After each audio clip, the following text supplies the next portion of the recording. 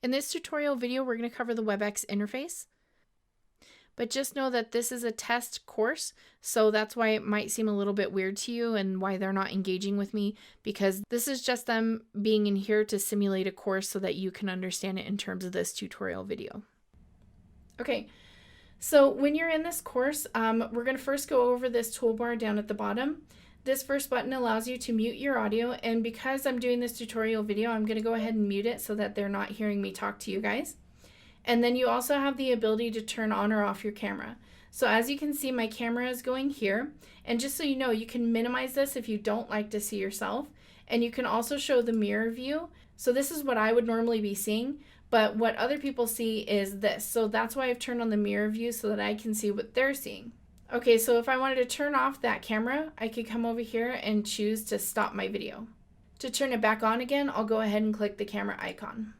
This might take a few seconds to pop up, so this is why you might choose to use the sticky note method to just cover up your video and uncover it whenever you need it. This next button is about the ability to share content, and I will cover that later in this video. This button will allow you to open up the participants panel on the right-hand side, and this shows you all the people that are in your course. You can click on their profile icon to see more about them.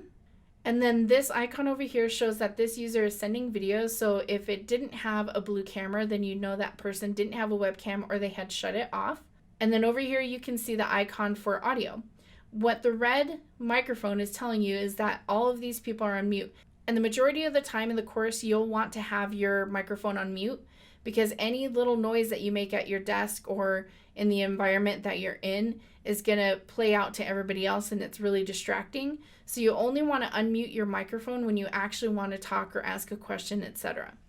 So that's why you can see that everybody here is on mute. When you see moving animation of audio wavelengths, that indicates that there is sound coming through that user's microphone. This could be because they're speaking, or it could be because it's picking up their environmental noise. That's also a good way to check to see if your microphone is active as well. Another thing with the participants panel is if you hover over your name, you'll see that there is a raise hand button. When you raise that, it stays there, and what that does is it's a visual indicator to the instructor that you have a question. And so when they see that, they will ask, they might say, does anybody have a question? Or Jessica, did you have a question? And when you're done with that, or you no longer have a question, go ahead and lower the hand. Okay, you can see that this other button has become blue now, and that's because when I opened up the participants panel, or when I raised my hand, this opened up the chat view. So the chat area is where you can send messages to everyone in the course or to one person individually. So let's go ahead and test this out. Okay, you can see by their messages that both people in this course were able to see my message. Now, if I wanted to send one message to somebody individually, I can go up next to their name and hover over the camera, and it changes to a speech bubble. This is where you can start a private chat.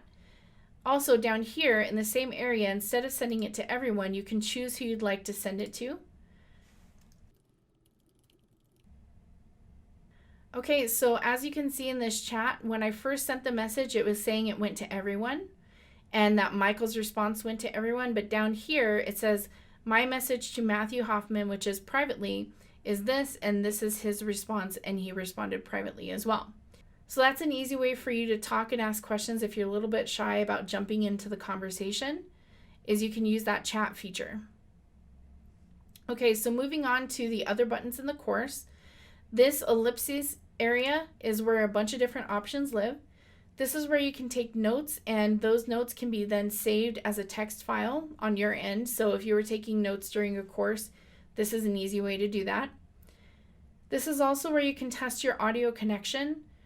And if for some reason your computer audio isn't working, you can choose to have it call you at a phone number, or you can actually have it give you a phone number to call in so you can listen via phone. In addition, you can set up your speaker, microphone, and camera. Again, I just encourage you that if you think you set it up correctly, and you probably did set it up correctly, sometimes I've noticed that even though you've set it up correctly, it defaults to your old settings. So just be aware of that and come in here and try it one more time. Last, you also have the ability to connect with a device, and you'll just have to play with that because that's not normally a feature that we use. The last button in this toolbar is the ability to leave the meeting, and the instructor can also close the entire meeting using this button. Okay, so let's talk about a couple of different things in terms of viewing this. Now, when I'm looking here, my default setting is to have the dominant or active speaker fill the screen. So Matthew is the last person to talk, so that's why he's filling my screen. And then I have thumbnails down here of everybody that's in the course. Note that with these thumbnails, I can click on private chat and view their profile just like we saw up here in the participants panel. There are other views that you can use though.